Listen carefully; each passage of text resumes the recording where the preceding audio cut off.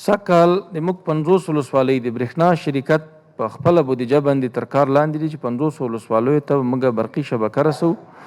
او د دې ترڅنګ 80 نورې ولسوالۍ چې هغه به د پانګونې له لارې نه په دغه نږدې راتلونکي کې موږ اعلان ته ورکوو او له دغه ځایه هم اعلان کوو هغه پانګوال هغه سوداګر صنعتکاران چې غواړي په د برېښنا شرکت کې پانګونه وکړي د موږ دروازې ورته خلاصې دي دوی کولی شي چې له موږ سره په مختلفو برخو کې بالخصوص د دغو 80 ولسوالیو چې دا ولسوالۍ په نښه سوي او اسناد تقریبا پای ته په رسېدو باندې دي او اعلان ته ورکول کیږي او دوی د راسي په دې برخه کې د پانګونه وکړي موږ ښه پوره ګټه ورته ورکوو خلک به هم د برېښنا له دغه ستر نعمت څخه برخمن شي. د هیواد په سطحه باندې په لویو برېښنا کوټونو باندې کار روان ده چې د هغې له جملې څخه یو لوی برېښنا کوټ چې هغه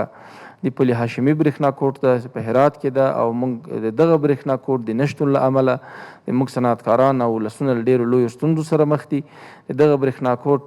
د قرارداد چارې پای ته رسېدلي دي او په ډېرو نږدې ورځو کې به له خیره موږ سترې پروژې 3 سترې پروژې په هرات کې د افتتاح مراسم لرو چې په هغه کې د 4 سبسټیشنونو پروژې دي 15 سبسټیشنونه دي چې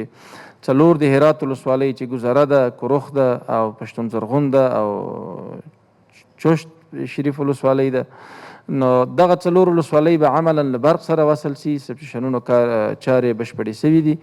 او د پل هاشمي سبسټیشن به افتتاح کیږي او ترڅنګ به هغه 220 کیلو وولټ لاین چې له ترکمنستان څخه یو نوی لاین موږ راوغځو او د نورالجهار سبسټیشن سره وصل کیږي